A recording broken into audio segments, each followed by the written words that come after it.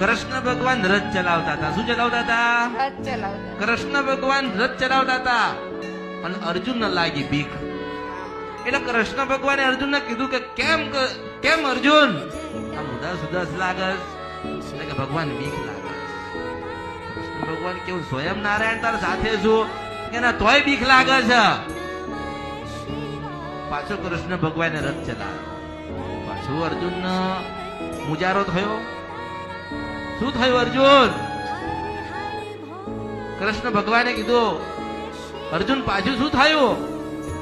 એટલે કે ભગવાન એવું લાગે છે કે હું હારી જઈશ. શું થયું?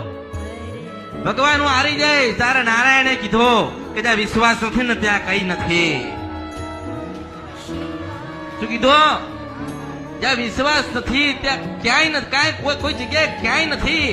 જો સ્વયં નારાયણ અર્જુન ને કહેતા હતા કે હું ઈશ્વર છું મને ઓળખો, હું ઈશ્વર છું મને ઓળખો, હું પરમાત્મા છું, વિષ્ણુ છું, કૃષ્ણ છું, નારાયણ મને ઓળખો, પણ ના ઓળખી શક્યા. એટલે હું કળિયુગમાં એવું કહું છું કે હું ભગવતી કહું છું મને ઓળખો, હું ભગવતી કહું છું મને ઓળખો, પણ માણસ ઓળખતો. પણ કૃષ્ણ ભગવાને ના કીધું અર્જુન ના, પણ મેં મેરડીએ કીધું કે તમે મારા ને હું તમારી છો, મને ઓળખો ને તો ઓળખાય. જે ભગવાન જે લીલા કરી, જેના ઉપર લોકોએ જ્ઞાન લીધો, એના ગીતા તરીકે અમર કહેવામાં. અમર થઈ ગઈ ને. પણ માણસ કશું એમાંથી શીખ્યો? કર્મ બંધન ની જે કડીઓ છે એમાં જોડાતો જાય, માયા બંધન માં જોડાતો જાય. હું ના પાડું છું તમારી પત્નીને મૂકીને નારાયણના ઘરે જવું પડશે.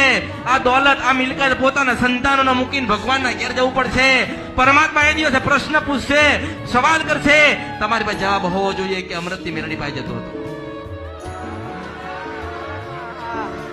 આટલો જવાબ નીકળશે કે અમૃતની મેરડી પાસે જતા હતા અને એના હતા.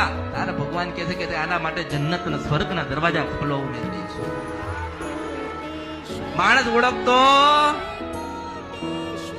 અને મેં તારી પાસે શું માંગ્યું? ભાવ ભાવ ભાવ ભક્તિનું ભાતું જેની પાસે છે ને